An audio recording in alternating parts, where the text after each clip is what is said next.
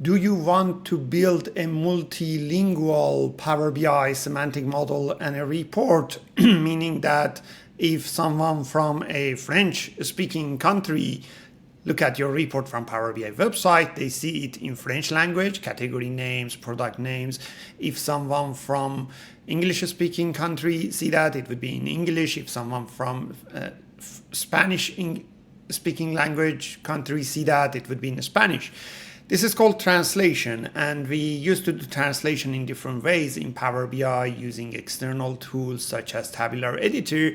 Now you can do that using a newly announced feature called User Context Aware DAX Calculated Columns in Power BI.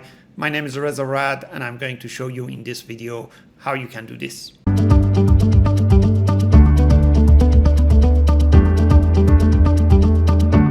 We could create translation in Power BI or in semantic models, in analysis services, multidimensional. It was available through Visual Studio, or what we used to call SSDT, which also was called as bits at some point. In tabular model, it was also available through Visual Studio, but then when Power BI existed and created, Power BI Desktop didn't have that function to enable translation. So we used external tools such as Tabular Editor to do that. You could also use Tyndall to drive somehow the way that you manage translation. But recently, and when I say recently, this is like this month, earlier this month, or even like late April, better to say, we have a new function feature announced in Power BI called User Context Aware Calculated Column. This is a calculated column that is aware of the user context, aware of the locale of the user that logins to the system, aware of the user information such as user principal name. Some of the functions that we have in DAX now work with this type of calculated column, which previously we couldn't get them in a calculated column. They've been only available in a measure.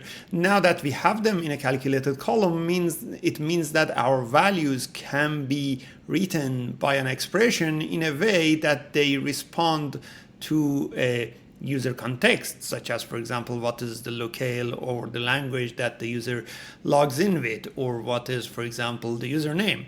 So you could do a lot of scenarios. You could do row-level security in a different way. You could do translation. You could do multilingual report and semantic model. In this video, we are talking about multilingual semantic model. So let's jump into my demo so that I can show you how this works. So first, to get this working, you'll need one of the recent versions of Power BI Desktop. Once you get that, if the time that you are watching this video, this feature is still preview, it means that you have to go and enable it. I'm enabling my zooming tool. This is under Files, under Options and Settings, Options, and in the preview sections here, we would have all the features that are recent, still in preview, meaning that they are beta edition. We can find them and enable them. For this specific feature we are talking about, it would be under preview features, and it would be called this User Context Aware Calculated Column. Now what that is, here I have a Power BI semantic model, as you can see, with a simple model. This is 3 tables, fact table, customer table, product table. In the product table or customer table, let's go to the customer table, for example. In the customer table, you can see that I have multiple columns for education. I have the education in English language, I have it in Spanish, and I also have it in French.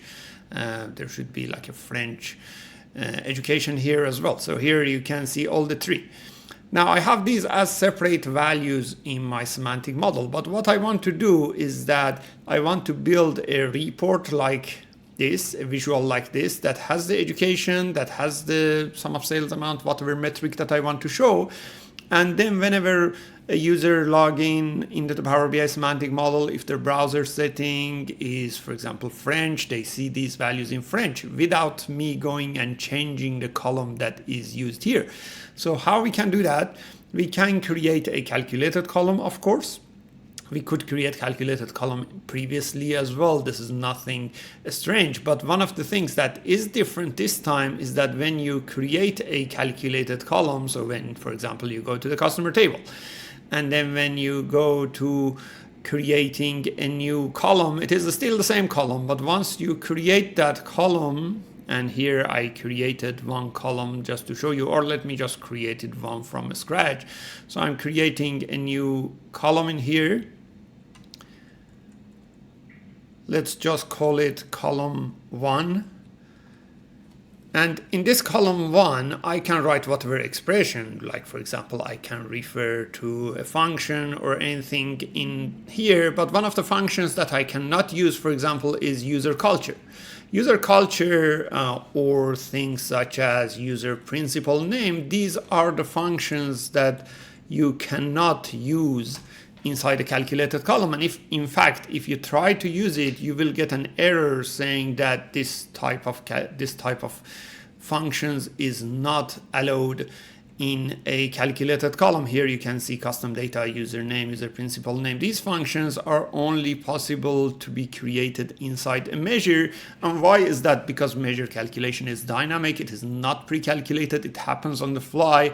And user culture changes when the user log into the system. This is not at the time that we refresh the Power BI semantic model. This is the calculated column, general calculated column. This new type of calculated column, which here I can go to the advanced tab of the calculated column and I can change this expression context. So inside the advanced tab, if I change the expression context instead of standard, which is the default one, which is the one that we all used to work so far, now I change it to user context. This means that this calculated column will now be aware of user context, but it also means that the calculation is done differently. The calculation is not pre-calculated anymore. It is somehow calculated similar to the measure on the fly, but it is still row-based. So something between calculated column and a measure, user context calculation. And now that I have this, if I try to check this one more time, I hit the check mark and you see that I don't get any errors. This time it works perfectly fine. And that is exactly what this user context calculated column does. It takes into account what is the user logging in. Calculation is somehow similar to measure, happens on the fly, so you have to be careful about the performance. Don't have heavy calculations in this expression, but it is useful for a lot of things. What is this useful? For example, here I have a measure exactly with the same thing, user culture. This is a measure. I added it as a measure because then I can have it in a card visual like this. Here you can see I have that measure in a card visual, which shows me what is the culture setting in my local computer, ENUS. Now what I have done is that I went and created a calculated column. This is the education calculated column. As you can see, this expression context is user context. So it is not a standard, it is not calculated at the time of refreshing the report. It is based on the user data. What I have done here is that I have used this function, user culture. I wrote that into a variable. You could use variable or you could just use user culture directly in here. I just used it as a variable because I like to have it like separate layers of development. So this culture variable now has what is the user culture, which in this case would be ENUS.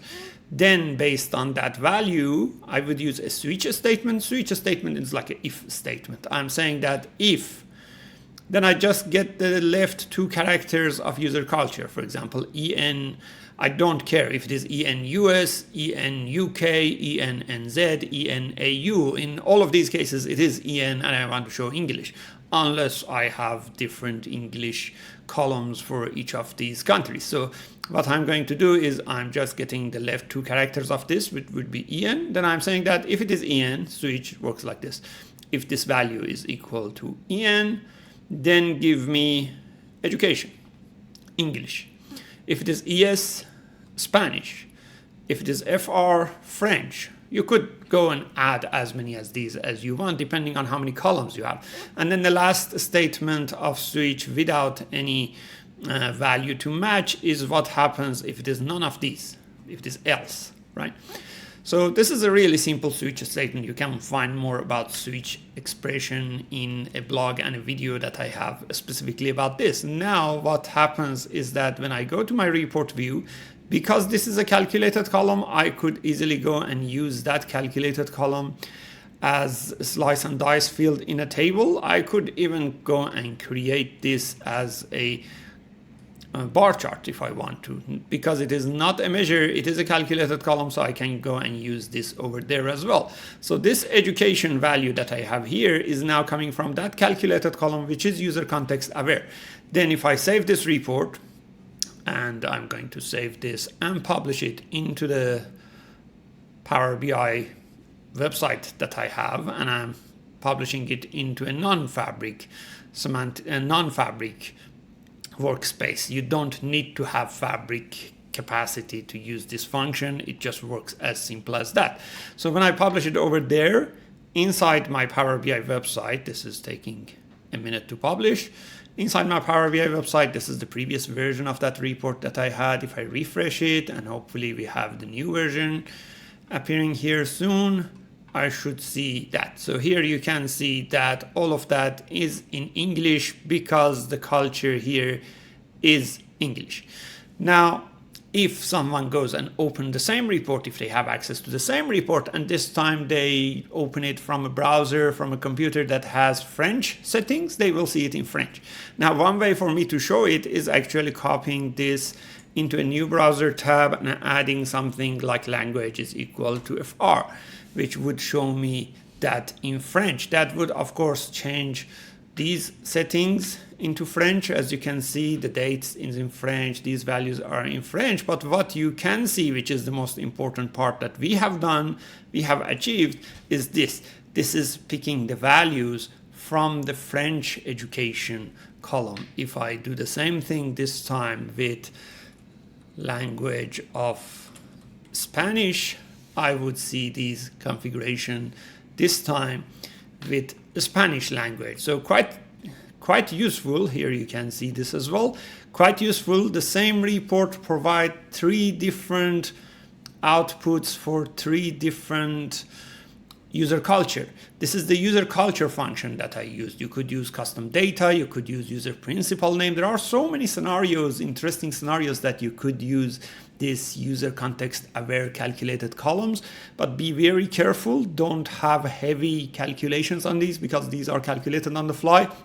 But they are fantastic. I would highly recommend you to go and use them. They change the way that we do translation in Power BI and many other things. I hope this video helped you to understand more about how this feature works in Power BI. We have videos weekly about Power BI, Microsoft Fabric, and AI. If you like this video, go ahead and subscribe to our YouTube channel and watch our weekly videos on these subjects. Until the next video, bye.